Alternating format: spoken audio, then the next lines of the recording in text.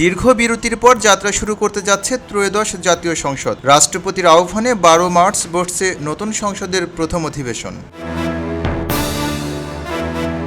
বাংলাদেশের সংবিধানের 72 অনুচ্ছেদের এক ধারা অনুযায়ী রাষ্ট্রপতি সংসদের অধিবেশন আহ্বান, স্থগিত ও সমাপ্ত করতে পারেন। এছাড়া নির্বাচনের পর নতুন সংসদের প্রথম বৈঠক আয়োজনের সাংবিধানিক এখতিয়ারও তার। সেই ক্ষমতা বলেই ত্রয়োদশ জাতীয় সংসদের প্রথম অধিবেশন আহ্বান করেছেন রাষ্ট্রপতি মোহাম্মদ শাহাবুদ্দিন।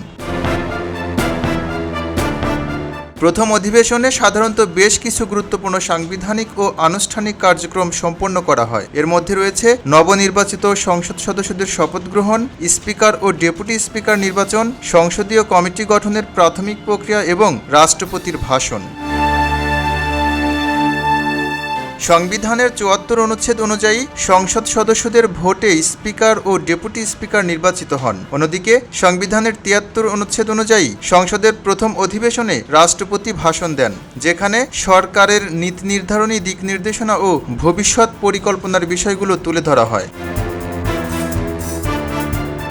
নতুন সংসদের প্রথম অধিবেশন ঘিরে রাজনৈতিক অঙ্গনেও রয়েছে নানান প্রত্যাশা। সংসদের প্রথম অধিবেশনে সংস্কার পরিষদের সভায় শপথ নেওয়ার জন্য আহ্বান জানিয়েছেন নাহিদ ইসলাম। সংবিধান সংস্কার পরিষদ শপথ যেহেতু আমরা নিয়েছি সংবিধান সংস্কার পরিষদের সদস্য হিসেবে, সরকারি দল নেয়নি, আমাদের একটা দাবি আছে যাতে সংবিধান সংস্কার পরিষদের শপথ নেওয়া এবং এই সংসদটাকে সংবিধান সংস্কার পরিষদ হিসেবে কার্যকর করা। গণভোটের রায় বাস্তবায়ন ও সংবিধান সংশোধন প্রক্রিয়া কেমন হবে সে বিষয়ে কথা বলেছেন স্বরাষ্ট্রমন্ত্রী সালাউদ্দিন আহমদ। গণভোটের রায় বাস্তবায়ন কিভাবে করতে হবে সেটা জাতীয় সংসদে বসে আমরা আলাপ করব, তার ভিত্তিতে আমরা সংবিধান সংশোধন করব।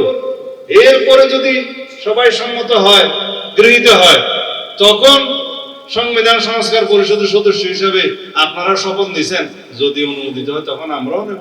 আগে সংসদে আসেন, তারপর আইনের ভিত্তিতে যে গণভোটের ম্যান্ডেট হয়েছে সেটার মূল্যায়ন আমরা করব, সম্মাননা করব। কিন্তু যতটুকু রাজনৈতিক সমঝোতার দলিল হিসাবে জুলাই জাতীয় সনদে স্বাক্ষরিত হয়েছে, গৃহীত হয়েছে। ত্রয়োদশ জাতীয় সংসদের প্রথম অধিবেশনে স্পিকার ও ডেপুটি স্পিকার নির্বাচনে প্রার্থী চূড়ান্ত করতে বৈঠক করেছে সংখ্যাগরিষ্ঠ বিএনপি সংসদীয় দল। বুধবার সকাল 11:30টায় সংসদ ভবনের 9ম তলায় সরকারি দলের সংসদীয় দলের সভাকক্ষে এই বৈঠক হয়। জাতীয় সংসদ ভবনে সরকার দলীয় সভাকক্ষে অনুষ্ঠিত সভায় সভাপতিত্ব করেন সংসদ নেতা ও প্রধানমন্ত্রী তারেক রহমান।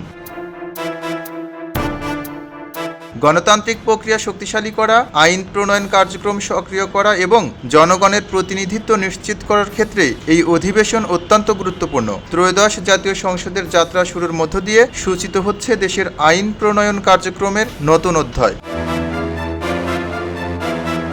এম রহমান, খবরের কাগজ।